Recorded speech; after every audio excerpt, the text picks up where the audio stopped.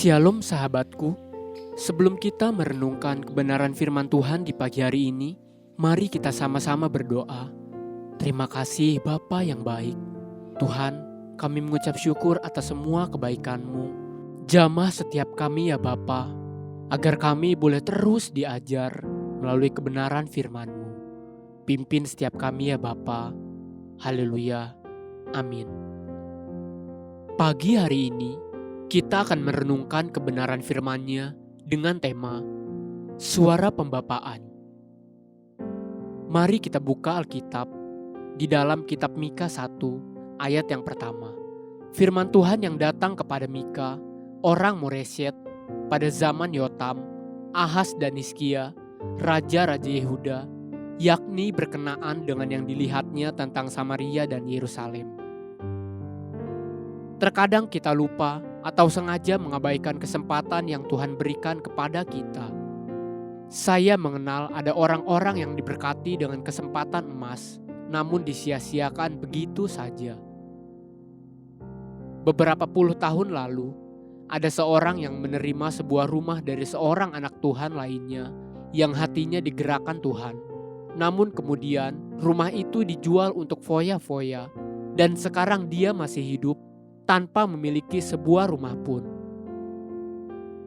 Ada seorang anak pengusaha besar, diwarisi beberapa perusahaan, properti, dan rumah-rumah, bahkan harta kekayaan yang berlimpah.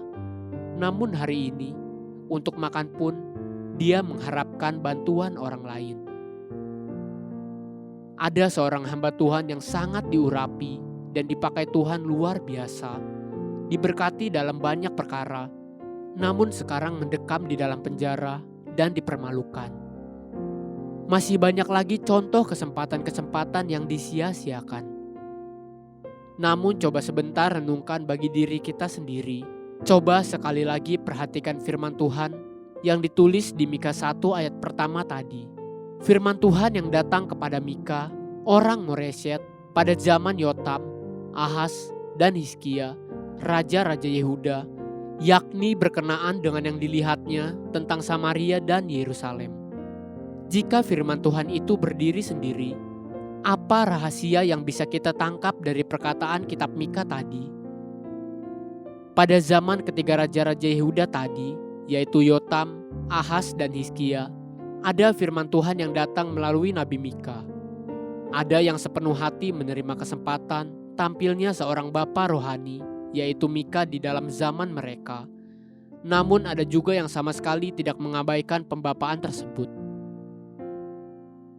Tentang Yotam, Raja Yehuda, 2 Raja-Raja 15 ayat 32, ayat 34-35 mencatat, dalam tahun kedua, zaman Pekah bin Remalia, Raja Israel, Yotam, anak Usia, Raja Yehuda menjadi raja. Ia melakukan apa yang benar di mata Tuhan, tepat seperti yang dilakukan Usia, ayahnya. Namun demikian, bukit-bukit pengorbanan tidaklah dijauhkan. Bangsa itu masih mempersembahkan dan membakar korban di bukit-bukit itu. Ia mendirikan pintu gerbang tinggi di rumah Tuhan. Namun tentang Ahaz, anak Yotam, 2 Raja-Raja 16 ayat 1-3 mencatat demikian. Dalam tahun ke-17 zaman Raja Pekah bin Remalia, Ahaz, anak Yotam Raja Yehuda menjadi raja. Ahaz berumur 20 tahun pada waktu ia menjadi raja, dan 16 tahun lamanya ia memerintah di Yerusalem. Ia tidak melakukan apa yang benar di mata Tuhan Allahnya, seperti Daud, bapa leluhurnya. Tetapi ia hidup menurut kelakuan raja-raja Israel. Bahkan dia mempersembahkan anaknya sebagai korban dalam api, sesuai dengan perbuatan keji bangsa-bangsa yang telah dihalau Tuhan dari depan orang Israel. Bukankah Ahaz adalah anak Yotam? Bukankah buah jatuh tidak jauh dari pohonnya?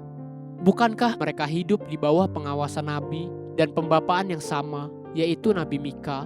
Kenapa langkah hidupnya berbeda? Itu keputusan yang mereka masing-masing telah ambil bagi hidup mereka sendiri. Ada yang menerima pembapaan yang Tuhan tempatkan di hidupnya, namun juga ada yang menyia-nyiakannya. Pada zaman Musa, hamba Tuhan yang luar biasa itu, Musa bahkan sempat hidup di dalam istana Firaun.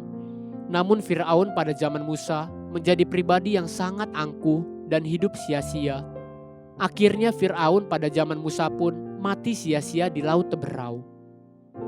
Jika kita mundur ke 4 keturunan sebelumnya, pada zaman Yusuf, ketika Yusuf ada di istana Firaun, Firaun pada zaman Yusuf diberkati, dilindungi, dan dipakai Tuhan untuk menjadi kepanjangan tangan Tuhan.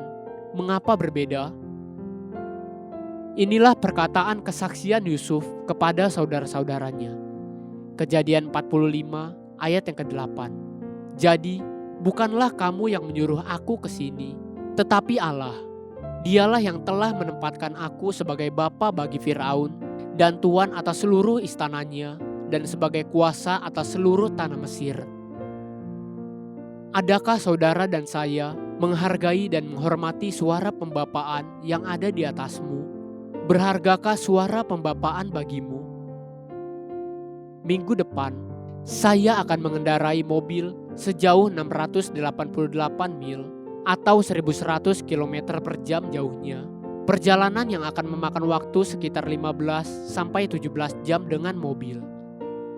Untuk waktu hanya 2 atau 3 hari, demi bertemu dengan Bapa dan Bapa rohani, supaya Dia menasehati dan mendoakan saya.